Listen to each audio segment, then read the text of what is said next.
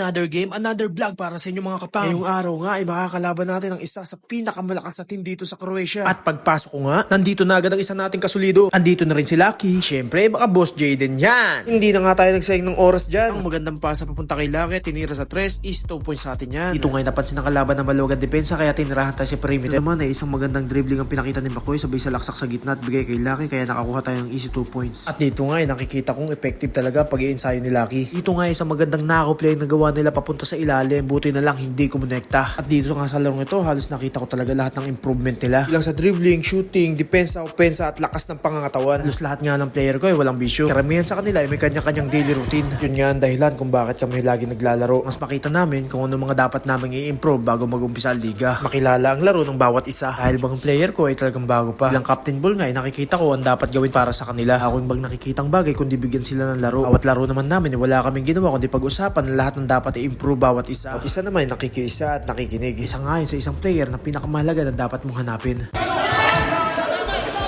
Kaya ngayon, pinapriority ko talaga na mabigyan sila ng laro kada linggo. Kahit may obligation na tayo sa trabaho at pamilya, hindi ko basta kayang baliwalay ng mga taong to. Dito nga isang jump shot na pinakita sa atin na Lucky, kaya easy point sa atin yan. Ito nga kung mapapansin nyo, talagang pit na pit ang katawan nila sa paglalaro. At yung epekto ng kada laro namin every Sunday. Bukod sa nakukondisyon ng mga katawan nila, kukuha pa nila magandang chemistry. Naalala ko nga nung unang naglaro sila na sama-sama, hirap na hirap talaga sila maka-adjust. Kahit yung mga tira ni Lucky Panoy, halos hindi pumapasok. Loob nga ng ilang buwan na magkakasama kami naglaro, talaga malaking improvement na nagawa nila. Hindi lang sila sa paglalaro may pinagbago. Dahil nagbago rin ang takbo ng buhay nila dahil sa paglalaro. Dahil hindi lang umiikot sa trabaho at responsibilidad ang isip nila. At yun na isa sa pinakamalaking kailangan ng isang OFW. Yung kung mapapansin nyo ay talaga nakayapak na isang player nila.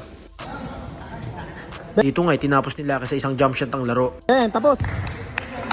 Sa unang game nga, inanalo kami. Kapag nag-uusap-usap pa sila, kung maglalaro pa sila ng pangalawa, naman ay hinahanap ko ibang player natin na parating pa. Kaya naman nung nakita ko sila, sinimulan ko na agad ng second game. Ito naman, isang magandang pasa ang ginawa ni Castillo kay Lucky papunta sa 3, kaya nakakuha na naman tayo ng ISO 2 points. Ito nga sa tirang to, halos hindi na kami nakapaniwala. Doon nga nasabi namin na talagang araw ngayon ni Lucky. Halos tumawid na yung bola sa kabilang board, bumalik at nahulog pa. Ito naman, isang magandang pasa ni Bong kay Lucky papunta sa 3 at nakatiran naman si Lucky, kaya nakakuha naman tayo ISO 2 points. Ito naman, nag-umpisa na sumalaksak ng isang player nila. Assist ni JC papunta kay Di Guzman, kaya nakakuha sila ng easy points. Naman isang magandang batong ginawa ni Bong papunta kay Jeric. Pansin nga ni Jeric na malayo ang bantay kaya tinira niya. Isa nga yan sa palaging kong sinasabi sa kanila. Pag talagang isang dipa na malayo ang depensa ay talagang itira mo na. Naman ay biglang bumaba si The Flash. Talagang si Bong ang sinasabing small but terrible. Dito naman ay isang maganda sa laksak ang ginawa ni JC. Ang drop sa kanan sabay sa laksak. Yung talon papunta sa kaliwa at easy points yan. Ito naman ay nakita ni Bong si Lucky sa 3 at easy 2 points na naman sa atin yan. Ito ay habang lumalalim ang laro, mas lalong nagiging intense ang depensa ng bawat team. Game na to halos talagang walang diskusyonan. Yung honest defense lang ang nangyari. Kami pa nga yung medyo nahiya dahil minsan nasanay kami sa mga dating nakalaban namin na halos talagang full defense ang ginagawa namin. Talagang iba naman talaga ang laro sa ligan labas at ligan loob. Kaya isang malaking bagay talaga na makalaban mo isang malalakas na team kagaya ng team nila. Experience, knowledge at saka syempre mapalakas din ang loob. Ito naman isang magandang pasang ginawa ni Bong kay Lucky. Fake, sabay bitaw. Syempre easy 2 points naman sa atin yan. Ito nga makikita nyo talagang inaalagaan na nila ang score nila. Isa nga sa problema namin dati pag kami nakakalamang sa kalaban nawawala ang kumpiyansa at lumuluwag ang depensa. Lahat yun ay unti-unti namin binago. At tinrabaho talaga namin kumuha ng mas malalaking player dahil yun talaga ang kulang namin last season. Kaya isang bagay na lang talaga ang dapat namin gawin. Makapaglaro ng madalas at makuha ang maaga ang chemistry. Malayo iba kong player. Trabaho ko talaga na makarating sila at makumpleto sila sa bawat game. At kaya ko nga ginagawa ko ng paraan. Dito naman isang magandang depensa ang pinakita ni Bong. Small but terrible talaga itong batang to. Kahit undersize talaga siya sa makalaban namin. Talaga nakikipagsabayan siya. Ito naman makikita nyo kung paano magtulungan si Jojo at si Castillo sa bola. Namang si Jojo hindi nagbabago ang aggressive sa court. Siya nga yung tipong player na hindi nakapokus sa puntos. Pagdating sa rebound at depensa maasahan mo. Dito naman isang magandang aggressive rebound ang ginawa ni Jeric. Nga sa magandang ginawa niya pagka-rebound niya binigay niya kay Bong ang bola. Ito naman si Bong nung nakita mo na si Jeric, ibinalik niya ulit ang bola kay Jeric para itira at doon natatapos ang laro.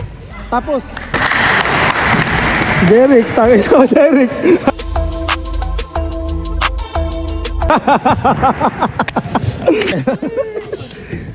Nice.